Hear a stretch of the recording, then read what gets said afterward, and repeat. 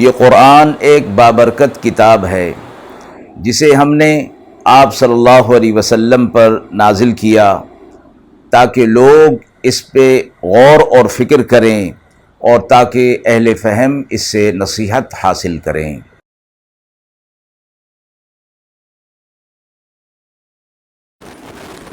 بسم اللہ الرحمن الرحیم۔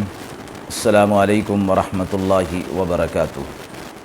ناظرین کرام، درس قرآن مجید کے آج کے اس پروگرام میں ہم سورۃ دخان کی آیت نمبر 10 تا آیت نمبر 16 کے حوالے سے موصول ہونے والے سوالات کی روشنی میں تفسیر پیش کریں گے۔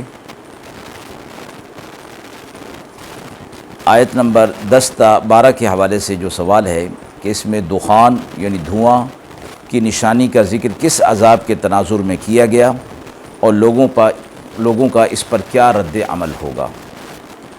آیت نمبر 13 تا 16 میں عذاب کے ہٹائے جانے کے بعد کفار کا رویہ کیا ہوگا اور اللہ نے ان کے لیے کیا فیصلہ سنایا ہے۔ اعوذ باللہ من الشیطان الرجیم، بسم اللہ الرحمن الرحیم۔ فارتقب یوم تأتی السماء بدخان مبین یغشی الناس هذا عذاب علیم ربنا اکشف عنا العذاب انا مؤمنون أنى لهم الذكرى وقد جاءهم رسول مبين ثم تولوا عنه وقالوا معلم مجنون إنا كاشف العذاب قليلا إنكم عائدون يوم نبطش البطشة الكبرى إنا منتقمون۔ آیات مبارکہ کا ترجمہ ملاحظہ فرمائیں۔ سو آپ انتظار کیجئے اس دن کا کہ لائے آسمان واضح دھواں جو گھیر لے لوگوں کو، یہ ہے دردناک عذاب۔ اے رب کھول دے ہم پر سے یہ آفت، ہم ایمان لائیں گے۔ کہاں ملے ان کو سمجھنا، اور آ چکا ان کے پاس رسول کھول کر سنانے والا۔ پھر اس سے پیٹھ پھیری اور کہنے لگے کہ یہ سکھایا ہوا دیوانہ ہے۔ ہم ہٹا دیتے ہیں عذاب تھوڑی مدت تک کے لیے، تم پھر وہی کرو گے۔ جس دن پکڑیں گے ہم بڑی پکڑ، بے شک ہم بدلہ لینے والے ہیں۔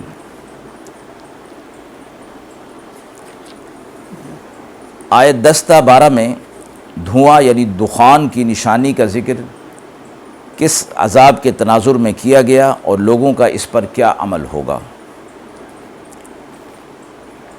آیت مذکورہ میں دخان مبین کا ذکر بطور پیشین گوئی کے آیا ہے کہ آپ انتظار کریں اس واضح دھوئیں کا جو آسمان پر ہوگا اور لوگوں پر چھا جائے گا۔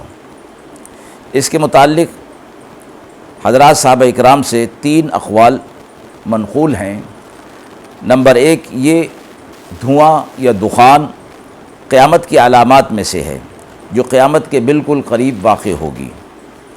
دوسرا قول یہ ہے کہ یہ پیشین گوئی واقع ہو چکی ہے اور اس کا مصداق مکہ مکرمہ کا قحط تھا جو رسول اللہ صلی اللہ علیہ وسلم کی بددعا سے ان پر مسلط ہوا تھا، اور وہ بھوکوں مرنے لگے تھے، مردار جانور تک کھانے لگے۔ آسمان پر بجائے بارش کے ان کو دھواں نظر آتا تھا۔ تیسرا قول یہ ہے کہ اس دخان سے مراد وہ گرد و غبار ہے جو فتح مکہ کے روز مکہ مکرمہ کے آسمان پر چھا گیا تھا۔ قرآن کریم کے بظاہر الفاظ سے آسمان پر کھلا ہوا دھواں چھا جانا اور سب لوگوں کا اس دھوئیں سے متاثر ہونا معلوم ہوتا ہے۔ حافظ ابن کثیر نے قرآن کے ظاہر کے مطابق ترجیح دی کہ یہ دخان مبین یعنی واضح دھواں قیامت کی علامات میں سے ہوگا۔ آیت 13 تا 16 میں عذاب کے ہٹائے جانے کے بعد کفار کا رویہ کیا ہوگا اور اللہ تعالیٰ نے ان کے لیے کیا فیصلہ سنایا ہے۔ رسول اللہ صلی اللہ علیہ وسلم نے ان کے لیے یہ دعا کی تھی کہ یہ ایمان نہیں لاتے، تو اللہ تبارک و تعالیٰ نے ان پر قحط مسلط کر دیا تھا اور یہ لوگ بھوکوں مرنے لگ گئے تھے۔ پھر یہ آپ صلی اللہ علیہ وسلم کے پاس آئے اور عذاب کے ہٹائے جانے کی بات کی، اس پر یہ آیت نازل ہوئیں۔ اس میں فرمایا گیا کہ اگر ہم اس عذاب کو چند دن کے لیے ہٹا بھی دیں، پھر بھی یہ لوگ اپنی اصلی حالت پر دوبارہ آ جائیں گے، یعنی اسلام کو قبول نہیں کریں گے۔ آپ صلی اللہ علیہ وسلم نے دعا فرمائی، بارش ہوئی، اور ثمامہ کو بھی خط لکھا کہ غلہ دے دیں، اور اہل مکہ کو فارغ البالی میسر آ گئی، مگر ایمان تو وہ کیا لاتے، ان کے اندر جو نرمی اور شکستگی تھوڑی سی باقی تھی وہ بھی ختم ہو گئی، اور وہی زور اور شور اور مخالفت ان کے اندر پیدا ہو گیا۔